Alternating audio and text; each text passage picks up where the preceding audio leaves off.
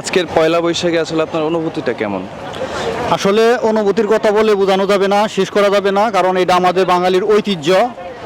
এইটা আমরা হাজার হাজার বছর ধরে এটা আমরা হৃদয়ে ধারণ করে আসতেছি এবং সেই ধারাবাহিকতায় আজকেও আমাদের সেই কাঙ্ক্ষিত পহেলা বৈশাখ এইটা আসলে বাঙালির যে কী পরিমাণ আসলে প্রফুল্লিত হওয়ার দিন, সেটা এই যে বাহিরে না আসলে বোঝা যাবে না। শুধু বাহিরে যে আমরা আসছি যারা, তারাই শুধু এটা অনুভব করতেছি না, উৎসব মুখর করতেছি না, যারা ঘরে বসে আছে তা এবং বিভিন্ন ধরনের আত্মীয় স্বজন বাড়ি যাচ্ছে এবং বিভিন্নভাবে আমরা এই আজকের দিনটাকে উৎসব মুখর করার জন্য মানে একজন এক এক দিকে ব্যস্ত, আজকে সবাই ব্যস্ত সময় পার করতেছি।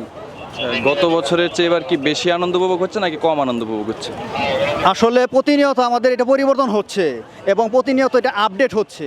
সেই ধারাবাহিকতায় আমার মনে হচ্ছে যে বিগত বছরের চেয়ে এবছর আরও ভালো এবং জাঁকজমকপূর্ণ হচ্ছে এবং ভবিষ্যতে আরও আপডেট এবং আরও জাঁকজমকপূর্ণ হবে, প্রতিনিয়ত পরিবর্তন আসবে আর কি।